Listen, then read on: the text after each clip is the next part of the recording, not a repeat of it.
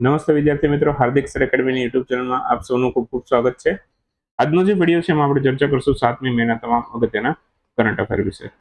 Okay, તો video શરૂ કરું એ પહેલા તમને જણાવી દઉં કે આપણે ડેઈલી 7 થી 8 જેટલા છે એમસીક્યુ ડિસ્ક્રિપ્ટિવ ટાઈપ સ્ટડી કરીએ છીએ અને એકદમ ટુ ધ પોઈન્ટ સરળ ભાષામાં સમજૂતી સાથે છે બધા જ આપણે એમસીક્યુ ડિસ્ક્રિપ્ટિવમાં આપીએ છીએ. આખો વિડીયો છે ટોટલી 15 મિનિટની અંદર છે આપણો નોર્મલી કવર થઈ જતો હોય છે, જેમાં દિવસના જે પણ અગત્યના કરંટ અફેર હોય બધા આવી જાય છે.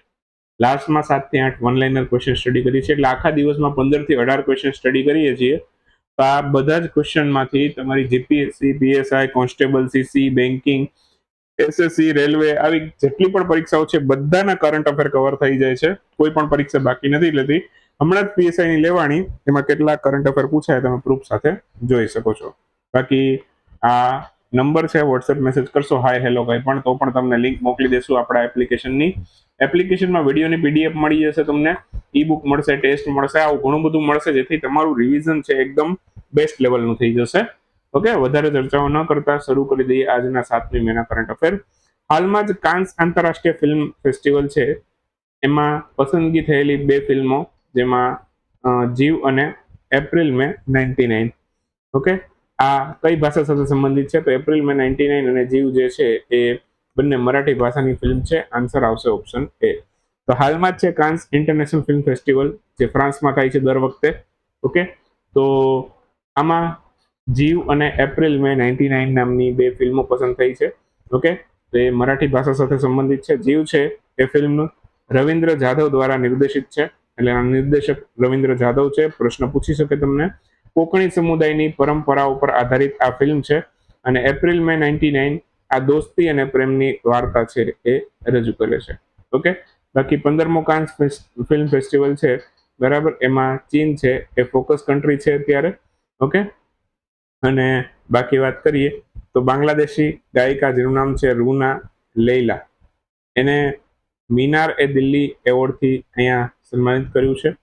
ઓકે, અને જાણીતા અભિનેત્રી છે ઉષા ઉથુપ, એમને લાઈફ ટાઈમ અચીવમેન્ટ એવોર્ડ આ કાન્સ ફિલ્મ ફેસ્ટિવલની અંદર આપવામાં આવેલો છે. ક્લિયર? અત્યાર સુધી ભારતની કુલ 11 જેટલી ભાષાઓ છે એ શાસ્ત્રીય ભાષાનો દરજ્જો મળ્યો છે. ઓકે, તો એમાંથી મરાઠી પણ એક છે. લેટેસ્ટ હમણાં જે 6 ભાષાને શાસ્ત્રીય ભાષાનો દરજ્જો મળ્યો હતો તેમાંથી મરાઠી પણ એક છે. તો કઈ ભાષાને ક્યારે મળ્યો તો તમિલને 2004માં મળ્યો હતો, 5માં સંસ્કૃતને શાસ્ત્રીય ભાષાનો દરજ્જો મળ્યો, પછી 8માં તેલુગુને, કન્નડને પણ 2008માં મળ્યો હતો, 2013માં ઓડિશા એટલે કે ઉડિયા ભાષાને મલયાલમ ભાષાને મળ્યો હતો, અને છેલ્લે 14માં ઉડિયા ભાષાને મળ્યો હતો. અને લેટેસ્ટ હમણાં જ 5 નવી ભાષાઓ, આ 6 પહેલા હતી અને 5 નવી ભાષાને મળ્યો, જેમાં મરાઠી, બંગાળી, પ્રાકૃત, પાલી અને આસામી, આ 5 ભાષા છે ફરી પાછી શાસ્ત્રીય ભાષા બની. પહેલા 6 હતી, પછી 5 આવી. ઓકે, ટોટલ થઈ 11. ઓકે, તો શાસ્ત્રીય ભાષાનો દરજ્જો મેળવવો હોય તો એ માટે ભાષાઓનો ઇતિહાસ આશરે 1500 થી લઈ 2000 વર્ષ જૂનો હોવો જોઈએ. ઓકે, બાકી આ ફિલ્મ ફેસ્ટિવલ દર વર્ષે કાન્સમાં યોજાય છે. ઓકે, એ યાદ રાખી લેજો. ક્લિયર? બાકી મહારાષ્ટ્રથી ગોવા સુધીનો જે કિનારો છે કોકણ તટ તરીકે ઓળખાય છે. કોકણની વાત આવી તો યાદ રાખી લેજો. ઓકે, બીઆરઓનો રાઇઝિંગ દિવસ કઈ તારીખે ઉજવાયેલો છે? બીઆરઓનો રાઇઝિંગ દિવસ 7મી મે ઉજવાય છે. ઓપ્શન બી આપણો જવાબ થશે. તો હાલમાં જ 7 મે ના રોજ છે બીઆરઓના રાઇઝિંગ દિવસની ઉજવણી થઈ. 7મી મે 1960 ના રોજ, ઓકે, બીઆરઓની સ્થાપના થઈ હતી. જેમ 1 મે 1960 ના રોજ ગુજરાત રાજ્યની સ્થાપના થઈ, સાથે મહારાષ્ટ્રની પણ થઈ, એવી જ રીતે બીઆરઓ 7 મે 1960માં બન્યું. વર્ષ સરખું છે, તારીખ અલગ છે. હાલમાં 66મો રાઇઝિંગ દિવસ છે, આનો ઉજવવામાં આવેલો છે. હેડક્વાર્ટર બીઆરઓનું બોર્ડર રોડ ઓર્ગેનાઇઝેશનનું ક્યાં છે? નવી દિલ્હીમાં આવેલું છે. અત્યારે એના ડાયરેક્ટર જનરલ હરપાલ સિંઘ છે. ઓકે, વર્લ્ડ એથ્લેટિક્સ ડે ક્યારે ઉજવાયેલો છે? આજે 7મી મે છે. આજે વર્લ્ડ એથ્લેટિક ડે પણ છે. તો હાલમાં જ 7મી મે ના રોજ વર્લ્ડ એથ્લેટિક ડે ની ઉજવણી થઈ છે. 1996માં તાત્કાલિક ઇન્ટરનેશનલ એમેચ્યોર એથ્લેટિક ફેડરેશન છે, એના પ્રમુખો પ્રીમો નેબિયોલો, એમણે વર્લ્ડ એથ્લેટિક દિવસની શરૂઆત કરી હતી. વર્લ્ડ એથ્લેટિક્સનું હેડક્વાર્ટર મોનાકોમાં આવેલું છે. એની સ્થાપના છે 17 જુલાઈ 1912 ના રોજ સ્વીડનના સ્ટોકહોમમાં થઈ હતી. તો એટલી વસ્તુ આપણે યાદ રાખશું. ગંગા એક્સપ્રેસવે નું ઉદ્ઘાટન કયા રાજ્યમાંથી થયું છે? તો ગંગા એક્સપ્રેસવે ઉત્તર પ્રદેશમાંથી ઉદ્ઘાટન થયું છે. ઓપ્શન બી જવાબ થશે. તો હાલમાં જ છે ઉત્તર પ્રદેશ ખાતેથી ગંગા એક્સપ્રેસવે નું ઉદ્ઘાટન કર્યું છે. કુલ લંબાઈ 594 કિલોમીટર છે. આ લંબાઈ સાથે યાદ રાખજો. ઉત્તર પ્રદેશના મેરઠના પૂર્વી ઉત્તર પ્રદેશના પ્રયાગરાજ અને અલ્હાબાદ સાથે આ એક્સપ્રેસવે જોડશે. તો આનું ઉદ્ઘાટન પ્રધાનમંત્રી નરેન્દ્રભાઈ મોદી કર્યું છે. કોણે કર્યું એવું પણ પૂછે તો મોદી સાહેબે કર્યું છે. ક્યાંથી? તો કે ઉત્તર પ્રદેશના હરદોઈ ખાતેથી. વન લાઇનમાં જોઈ ગયા છે એટલે યાદ હોવું જોઈએ. આ એક્સપ્રેસવે શરૂઆતમાં 6 લેનનો હશે, ભવિષ્યમાં આને 8 લેન સુધી એક્સપાન્ડ કરી શકાશે. ક્લિયર? બાકી ટોટલ 12 જિલ્લાઓમાંથી આ પસાર થશે. રાજ્યની કનેક્ટિવિટી વધારવામાં પણ મહત્વની ભૂમિકા ભજવશે. ઓકે, આ એક્સપ્રેસવે પર શાહજહાંપુર પાસે 3.5 કિલોમીટર લાંબી એર સ્ટ્રીપ એટલે કે હવાઈ પટ્ટી પણ બનાવવામાં આવી છે, જે વાયુસેનાના વિમાન છે એને લેન્ડિંગ કરવા માટે ઉપયોગમાં લઈ શકાશે. બાકી એક્સપ્રેસવે બનવાથી પ્રયાગરાજ મેરઠ વચ્ચેનો જે મુસાફરીનો સમયગાળો છે 12 કલાકથી ઘટી અને આશરે 6 કલાકનો થઈ જશે. 12 કલાકથી ઘટીને કેટલો થઈ જશે? 6 કલાક સુધીનો થઈ જશે. બાકી ઉત્તરાખંડના રાજાજી નેશનલ પાર્કમાંથી આ પસાર થાય છે.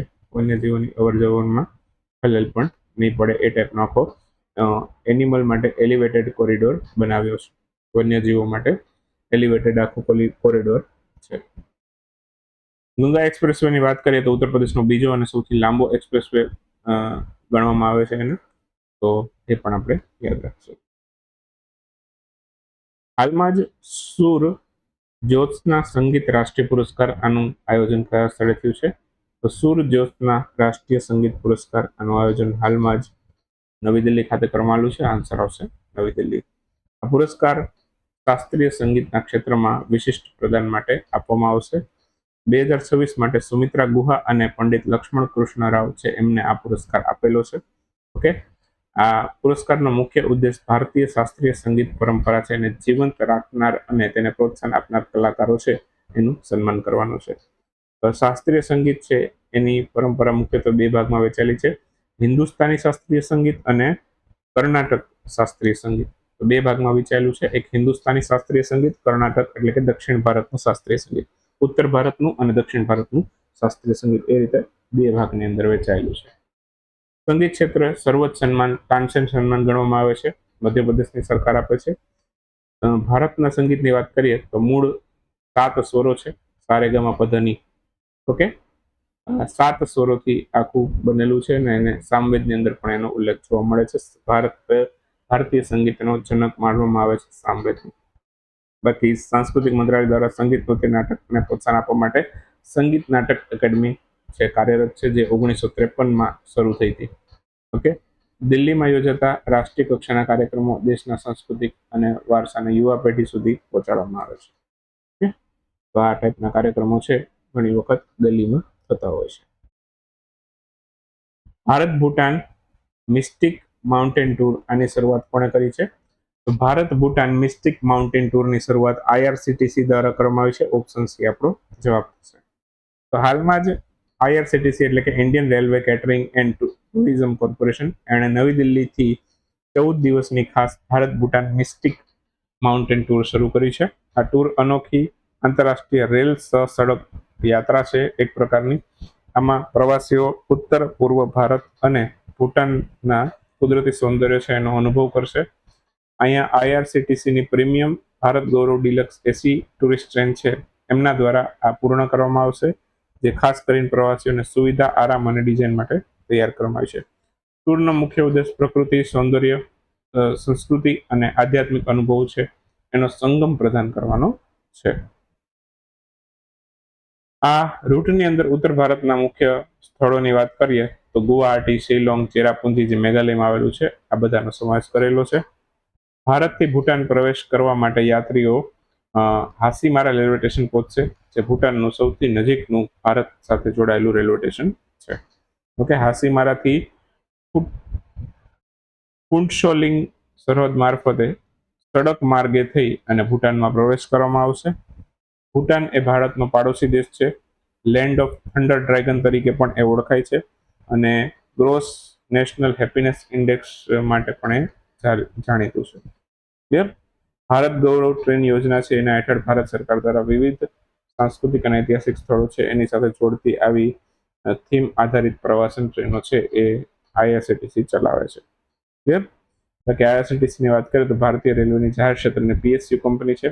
રેલવે કેટરિંગ, ટુરિઝમ અને ઓનલાઈન ટિકિટિંગની અંદર એ બધી કામગીરી સંભાળે છે. વિશ્વનો પ્રથમ કાયમી ભૂગર્ભ ન્યુક્લિયર વેસ્ટ વોલ્ટ છે એ કયા દેશમાં સ્થાપવામાં આવેલું છે? આ ફિનલેન્ડમાં સ્થાપેલું છે. જો આમાં ઘણા બધા મેં અગાઉ ઓનલાઈનમાં લઈ લીધા છે, એ જ ક્વેશ્ચન હું ડિટેલમાં કરાવું છું, કેમ કે એ વખતે મને એવું લાગ્યું હોય કે ભાઈ આનામાં બહુ ડિટેલમાં જવા જેવું નથી, અથવા તો મને એવું લાગે કે આમાં ડિટેલમાં કહેવા જેવું છે તો હું નેક્સ્ટ વિડીયોની અંદર ક્યારેક લઈ લઉં. ક્યારેક 2 દિવસ પણ થાય, ક્યારેક 3 દિવસ પણ થાય. ઓકે, તો કેટલા ટોપિક ચર્ચામાં છે એના ઉપર આધાર રાખે. ઓકે, વિશ્વનો પ્રથમ કાયમી ભૂગર્ભ ન્યુક્લિયર વેસ્ટ વોલ્ટ છે એ ફિનલેન્ડની અંદર શરૂ થયો છે. આ વોલ્ટમાં પરમાણુ ઉર્જાના ઉત્પાદન બાદ વધેલા જે ખતરનાક રેડિયો એક્ટિવ કચરા છે એને સુરક્ષિત રીતે સંગ્રહિત કરવામાં આવશે, જેની કુલ ક્ષમતા 6500 ટન છે. તો આ વેસ્ટ વોલ્ટની જે છે, ન્યુક્લિયરનો વેસ્ટ ટૂંકમાં જે થાય છે એની સાચવવાની ક્ષમતા 6500 ટન છે. પરમાણુ કચરાને જમીનથી આશરે 400 થી લઈ 500 મીટરની ઊંડાઈએ સ્તરબદ્ધ રીતે દબાવવામાં આવશે. ઓકે, અને સુરક્ષા માટે આ કચરાને ધાતુના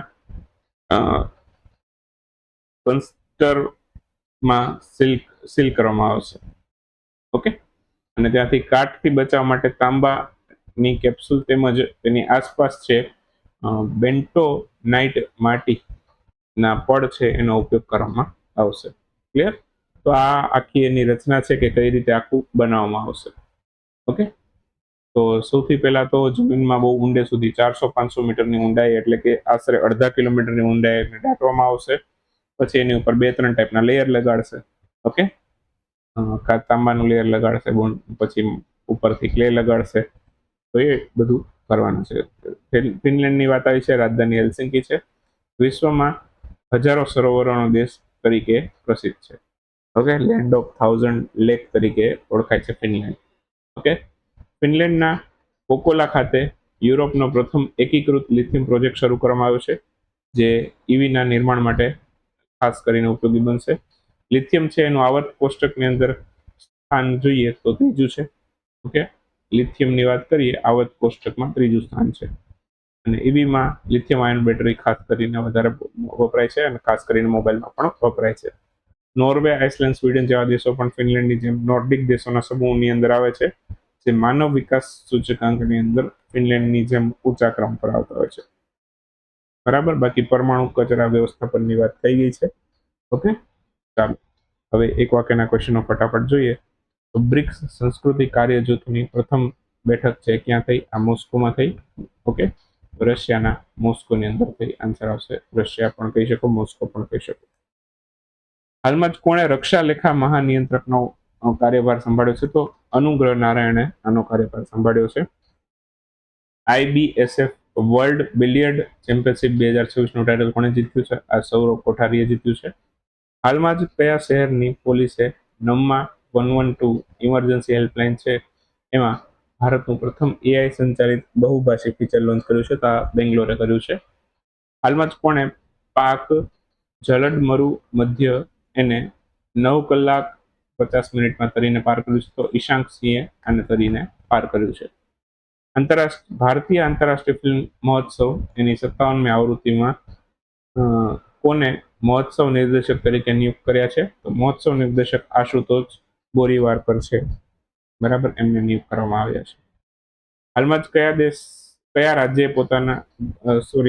રાજ્યએ દેશનું પ્રથમ પેપરલેસ ન્યાયતંત્ર રાજ્ય જાહેર કરવામાં આવ્યું છે? તો સિક્કિમ છે ભારતનું સૌથી પહેલું પેપરલેસ ન્યાયતંત્ર જાહેર થયું છે. ઓકે, આન્સર આવશે સિક્કિમ. વયોવૃદ્ધ ભારતીય વિજય કુમાર એમનું નિધન થયું છે. ઓકે, તો એ કઈ રમત સાથે સંકળાયેલા હતા? એ ગોલ્ફની સાથે સંકળાયેલા હતા.